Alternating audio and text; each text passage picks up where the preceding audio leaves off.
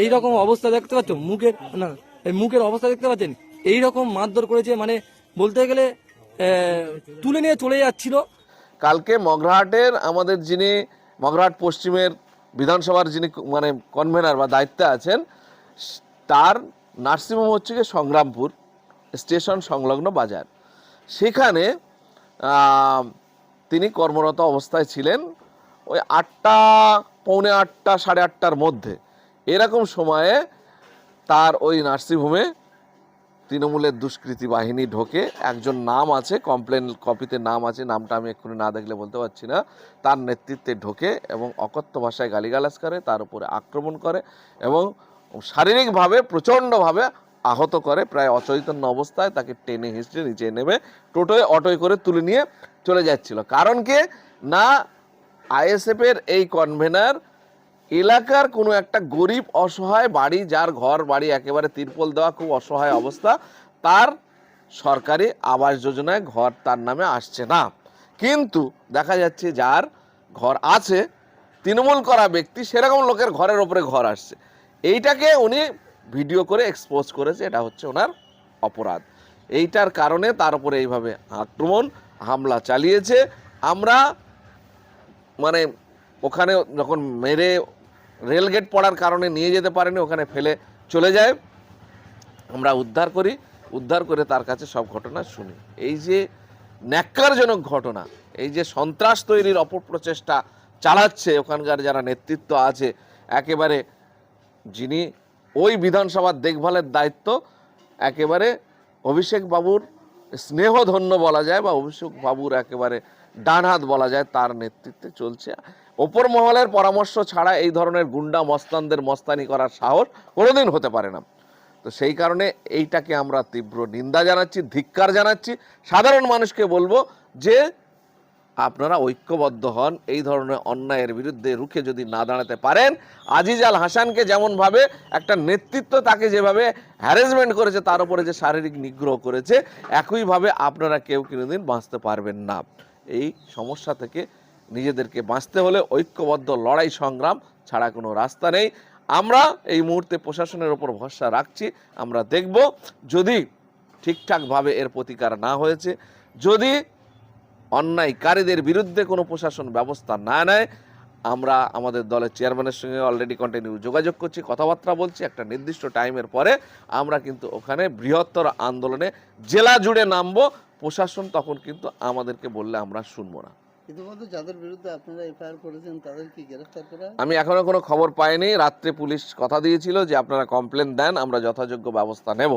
আমি খবরাখবর নেব, কি হচ্ছে দেখব। প্রয়োজনে কালকে আমি ওখানে যাব এবং এলাকায় কথা বলবো এবং প্রশাসনের সঙ্গে কথা বলবো, পরিস্থিতি বুঝবো, প্রয়োজনীয় আন্দোলনের পরিবেশ আমরা কিভাবে কি করা যায় তার প্ল্যান পরিকল্পনা তৈরি করব। এই যে আপনি বলছেন যে একজন অসহায় মানুষের ঘর পায়নি, তারা তেরপল দেওয়া ঘর, সেইটাকে সম্মুখে তুলে ধরেছে। কেমন ভাবে তিনি তুলে ধরেছেন? তিনি সোশ্যাল মিডিয়ার যে এখন যে ছবি হয়, তার বাড়ি গিয়ে কথা বলেছে, তার সঙ্গে কথা বলেছে, তার ঘর বাড়ির ছবি তুলেছে, কেন পাচ্ছে না, কি সমস্যা, এই সব কিছু তিনি সোশ্যাল মিডিয়ায় তুলে ধরেছেন যে সাধারণ মানুষ দেখুক তৃণমূল প্রকৃতপক্ষে কি করছে। সেইটা করাতে তাদের গাত্রদাহ, তাদের জ্বালা ধরেছে। তারা যেহেতু এই ঘর চুরি বা ঘর লুটের সঙ্গে তারা যুক্ত, দুতলা বাড়িতে যদি ঘর দেওয়া যায় 50% কাটিং খাচ্ছে। এমনিতেই আমরা খবর পাচ্ছি যার নামে ঘর আসছে 10,000 টাকা করে দিলে তবেই তার ঘর সে পাচ্ছে বা তার অ্যালটমেন্টে তার ব্যাংক অ্যাকাউন্টে টাকা ঢুকছে, নইলে ঢুকছে না। এই কাটমানির রাজত্ব চলছে এই মুহূর্তে। তৃণমূল যারা করছে পুরোটাই আপনি খোঁজ নিয়ে দেখবেন যে তারা টাকা পয়সা ভেতর থেকে পাচ্ছে, উচ্ছিষ্ট অর্থাৎ সরকারের উচ্ছিষ্ট তারা ভোগ করছে, ভোগ করে তারা দলটা করছে।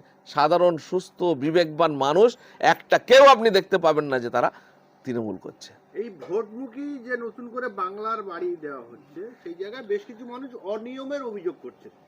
ওফো, এটা তো অনিয়ম করার জন্যই করা হচ্ছে। অর্থাৎ ভোটের মুখে ঘর দেওয়া হচ্ছে কেন? ভোট নিজের কাছে রাখার জন্য, নিজের দিকে টানার জন্য।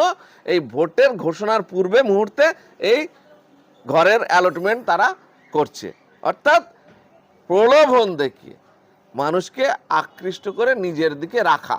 এই যে অপপ্রচেষ্টা, এই অপপ্রচেষ্টার অংশ হচ্ছে এটা। না, একদিকে যেমন ঘর দিচ্ছেন ভোটমুখী, কিন্তু এই জনগণের ট্যাক্সের পয়সা তো দেওয়া হচ্ছে। 100 বার।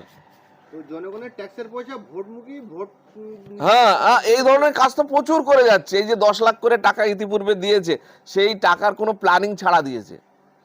আমরা জানি যে অ্যানুয়াল অ্যাকশন প্ল্যান হয়, তারপরে হচ্ছে কি এলাকায় এলাকায় আপনার ওই বছরে দুবার করে তোলা হয়, প্রপোজাল তোলা হয়, তার ভিত্তিতে টাকা অ্যালট হয় এবং প্রকল্প রূপায়িত হয়। কিন্তু আমরা দেখলাম কোনো প্রকল্প রূপায়ণের কোনো প্রপোজালের কোনো গল্প নেই। ঢালাও 10 লাখ করে টাকা ঢুকিয়ে দিল, আর সেটা দেখলাম এখানে সেখানে ইট বিছিয়ে এটা ওটা মানে অপরিকল্পিতভাবে করলে যা হয়, টাকাটা তছনছ হয়েছে। 10% কাজ হয়েছে, 90% নেতাদের পকেটে ঢুকে গেছে। এই টাকা নেতারা না পেলে কিন্তু এই নেতারা তৃণমূলের হয়ে আর কাজ করবে না, যার কারণে এটা উপঢৌকন হিসাবে তৃণমূলের নেতা কর্মী নেতৃত্বদেরকে পকেট গরম করার জন্য দিয়েছে। এখনও যা প্রকল্প ইস্যু হচ্ছে সেগুলো ভোট টানার জন্য, ভোট ধরে রাখার জন্য, ভোট বাড়ানোর জন্য তৃণমূলের এই হচ্ছে পরিকল্পনা। এই যে আপনাদের অবজারভার আজিজুল হাসানকে যে আক্রমণ করা হয়েছে, তার মেডিকেল করা হয়েছে কি? তা নাকি কি মেডিকেল রাত্রে করার জন্য আমরা প্ল্যানিং করছিলাম, কিন্তু মেডিকেল যেভাবে পুলিশ আমরা দেখলাম যে অ্যাকশন নেওয়ার চেষ্টা করছে, আমরা মার খেয়েছি, আমাদের ছেলেদের উপর লাঠি চার্জ করছে। কত অমানবিক চিন্তা করেন, যে ছেলেটা মার খেলো তার সমর্থনে যারা আসছে তাদের উপর লাঠি চালাচ্ছে, কিন্তু অপর পরে তৃণমূলের লোকজন আছে তাদেরকে কিছু বলছে না। যেখানে আসামিকে ধরার জন্য তৎপরতা দেখানো উচিত, সে জায়গায় আমরা খবর পাচ্ছি, কারণ আমি তো স্পটে ছিলাম না, খবর পাচ্ছি তার উপরে ভিত্তি করে আমাকে বলতে হচ্ছে। আমার ওখানে যারা লোকাল নেতৃত্ব আছে তাদের কাছ থেকে শুনে যেটা বুঝতে পারছি যে আমাদের ছেলেরা যাতে এক জায়গায় ঐক্যবদ্ধ না হতে পারে, জমায়েত না করতে পারে, তার জন্য পুলিশ বেধড়ক লাঠি চালাচ্ছে। এই অমানবিক পুলিশ, দলদাস পুলিশ কতদিন এইভাবে চালাবে বুঝতে পারছি না। আইনের সাহায্য নেবে? সরি, অবশ্যই আমরা আইনের উপরে ভরসা রেখেই চলছি। আইনের শাসন পশ্চিমবঙ্গে বজায় থাকুক আমরা চাই।